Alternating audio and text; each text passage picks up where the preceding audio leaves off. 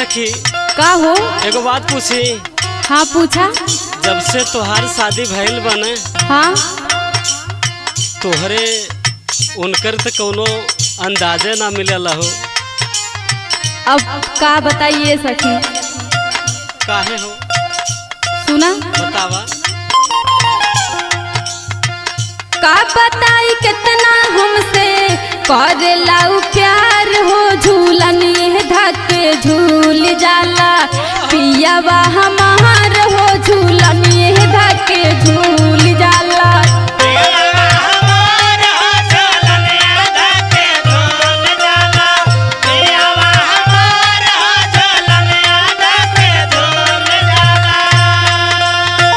का बताई कितना हमसे, का बताई कितना हमसे करेला प्यार हो, झूलनी धके झूल जाला पियावा हमार हो, झूलनी धके झूल जाला।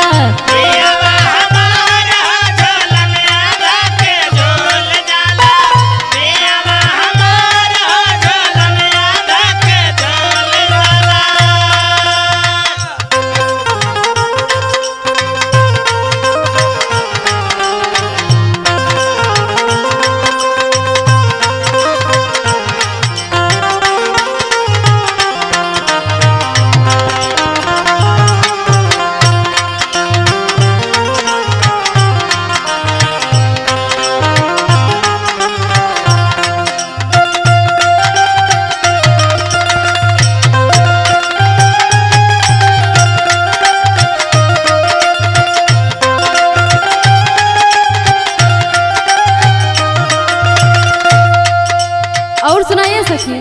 सुनावा। झुमका पे झूमेला, पायल पे नी घूमेला,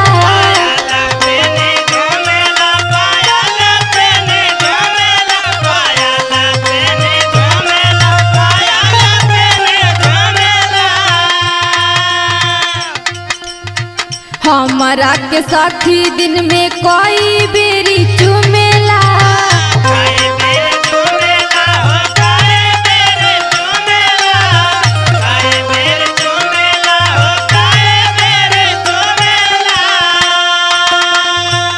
यही बाहर ना जाते ने सखी। और सुना। बड़ा निक करेल हो। हाँ तो सुना। सुनावा। हमरा के मिलेला, हमरा के मिलेला खुशी आया पार हो, झूलनी धके झूल जाला पियावा हमार हो, झूलनी धके झूल जाला।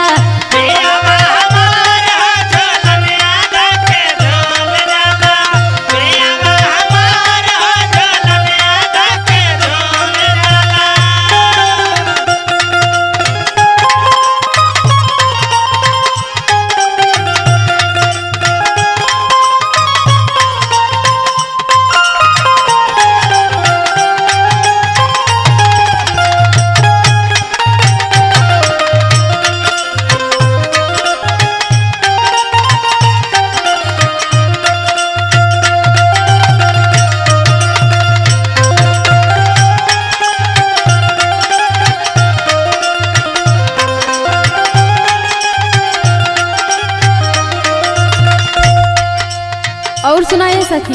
सुनावा हो। ससुरा में सुख बाटे के तना बताई,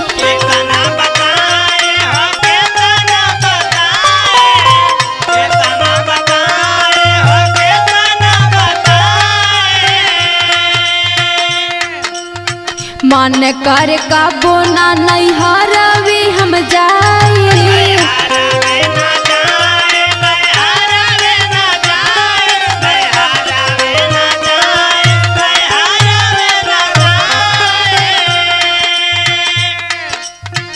एक दिन देख ले ले,